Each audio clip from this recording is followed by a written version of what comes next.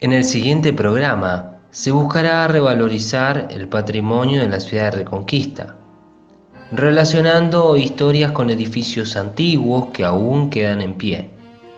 Conocer nuestra historia y las huellas que quedan de ella en el presente es el primer paso para reconocernos en el medio, identificarnos con el paisaje urbano, protegerlo y disfrutar de él.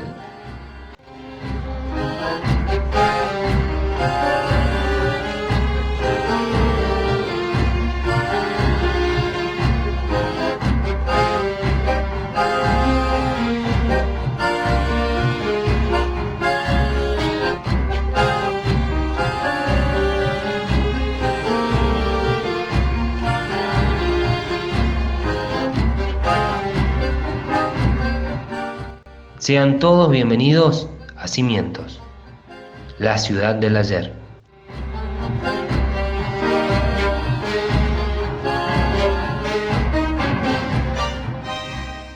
Bienvenidos a Cimientos. Para el capítulo final nos trasladamos al estudio de televisión de nuestra casa de estudios, el Instituto Juan 23. La política como actividad humana, tan necesaria como apasionante, encontró en Reconquista una ciudad dispuesta a participar del juego. Este capítulo trata sobre mujeres, hombres y edificios relacionados a la vida política. También cuentan con hechos que marcaron para siempre la historia de la ciudad. Comencemos por el principio. Hace 100 años, el 10 de octubre de 1921, Reconquista era elevada a la categoría de ciudad mediante un decreto del gobernador Enrique Mosca que se hizo presente aquí mismo para firmarlo de puño y letra. El siguiente paso era elegir al ciudadano que ocuparía el cargo de intendente de la flamante ciudad. Particularmente, un diario de la época tenía bien en claro quién debía ser ese hombre. En el caso nuestro, el futuro se salvará si hay tacto en la designación del primer intendente. Hay que extraer de la síntesis popular la unidad más conveniente. El cargo es difícil y denso. Requiere hombre honesto, laborioso y capacitado. Con todos estos atributos y esas esperanzas, nuestro pueblo pronuncia con íntima confianza el nombre de Patricio Díez. Finalmente, Patricio Díez sería designado como intendente. Un hombre nacido en la zona rural que cuando se trasladó a la ciudad con su familia, vivió en esta sencilla casa de 25 de mayo al 920. Fue presidente del Tiro Federal y de la Sociedad Rural de Reconquista. Sin embargo, no duraría mucho en su cargo, ya que al año siguiente comenzaría su recorrido por la política provincial.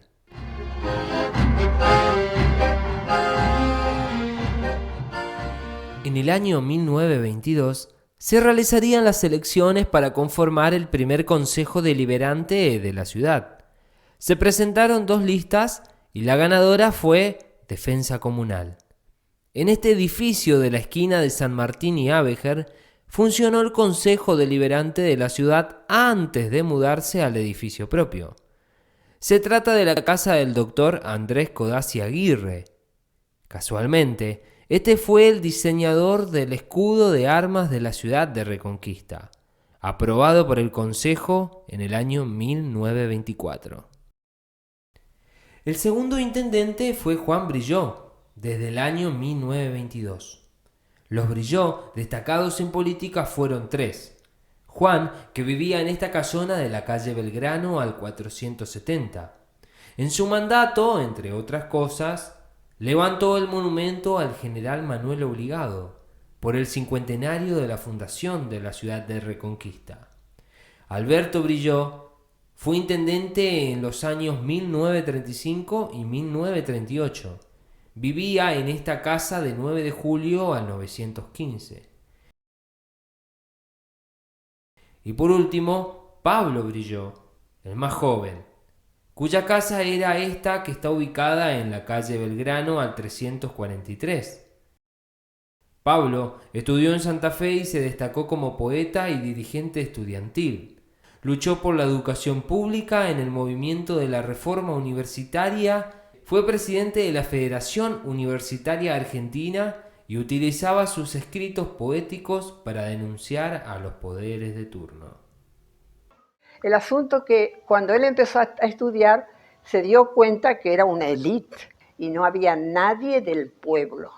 Encontró eco, un lindo grupo de compañeros se unieron y empezaron a trabajar, mirá, con 19 años, Se iba con un cajoncito, ¿viste? Un cajón de esos de embalaje, qué sé yo, y lo ponía en la esquina y se paraba y hablaba en la esquina.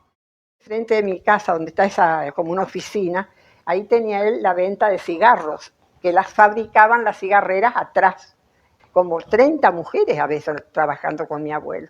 Les decía, yo estoy rompiéndome el culo, así les dijo, yo me rompo el culo con mis compañeros porque yo quiero que los hijos de ustedes también puedan ir a estudiar carreras superiores. Que puedan ser abogados, que puedan ser médicos, contadores, lo que quieran, les dijo. Para eso estoy luchando.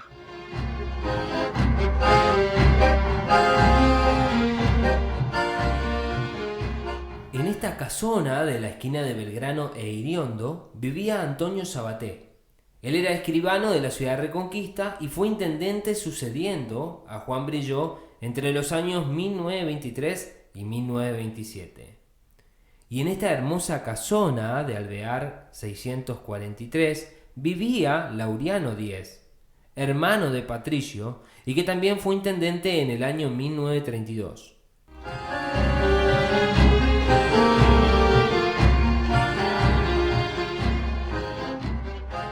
En el capítulo anterior conocimos a los hermanos Sellarés, Enrique, sí, el de los lapachos, y también a Francisco, el farmacéutico.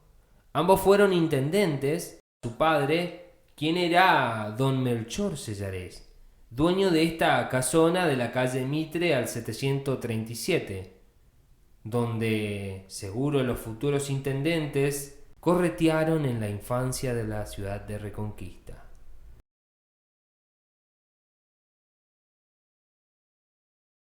Fue a Francisco al que le tocó enfrentar los duros años de la crisis económica mundial de la década del 30.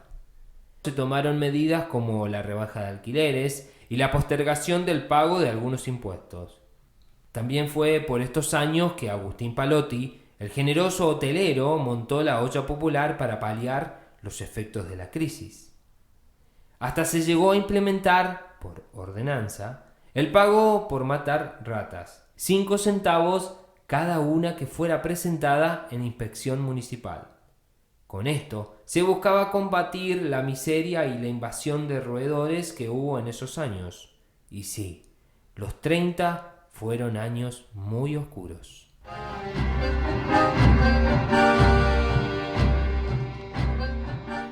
Este enorme edificio en la esquina de Obligado e Iturraspe era la casa de la familia de Emilio Colli, que tuvo una amplia participación política y en varias instituciones de la ciudad misma. En el ámbito privado, Colli, junto a su suegro y socio Teodoro Frey, fueron quienes instalaron los primeros teléfonos de Reconquista. En el año 1930, venden la compañía de teléfonos al Estado provincial, que instala la central en este edificio de la esquina de Mitre y 9 de Julio. Por su parte, Roberto Colli, hijo de Emilio, fue intendente durante unos meses en el año 1940.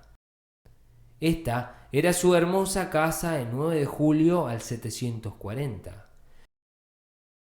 En cuanto a la familia Frey, un hijo de don Teodoro nos dejó este imponente edificio en la esquina de Iturraspe y Obligado. Esta vivienda responde al tipo palacio. Está relacionado al estilo francés, con tejas, rejas, molduras y hasta una cúpula. Esta esquina es realmente una postal de la ciudad.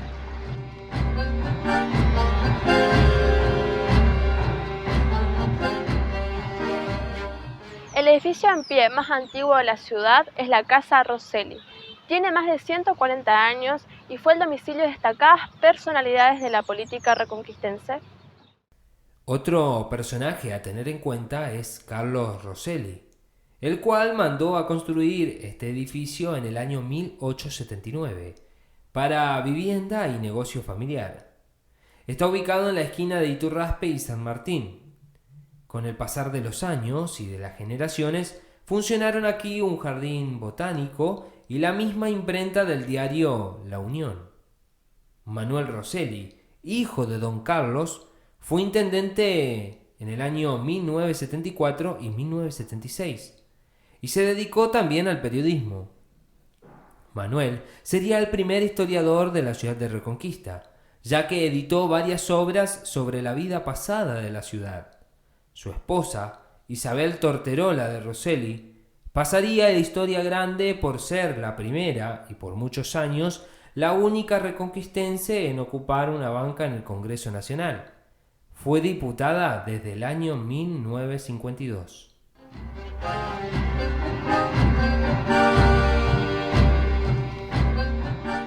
Este monumental edificio de la esquina de Obligado y Alvear perteneció a David Pagano. Como militante del Partido Radical, llegó a ser diputado nacional, donde se destacó por su actividad y sus condiciones de orador.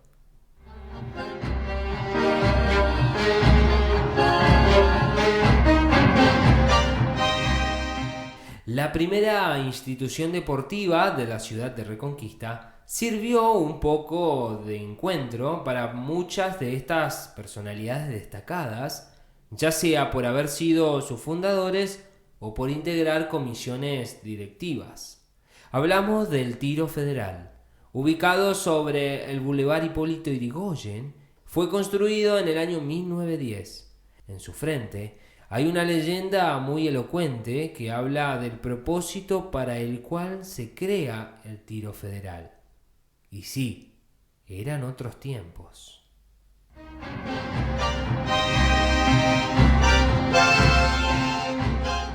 Estos fueron hechos, edificios y personas vinculados a la vida política no solamente local, sino también provincial y nacional. Y hasta aquí llega el recorrido que inició en la estación de trenes, como adentrándose en las calles y en el tiempo. Pero no concluye, porque siempre hay nuevas historias que contar.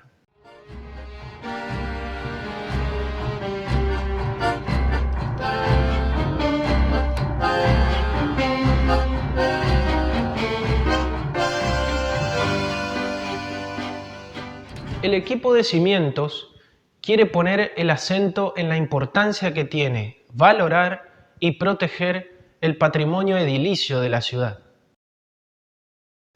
Sencillamente porque es el puente entre el pasado y el presente. Porque los edificios son testimonios del tiempo que fue y porque nos muestran la ciudad del ayer.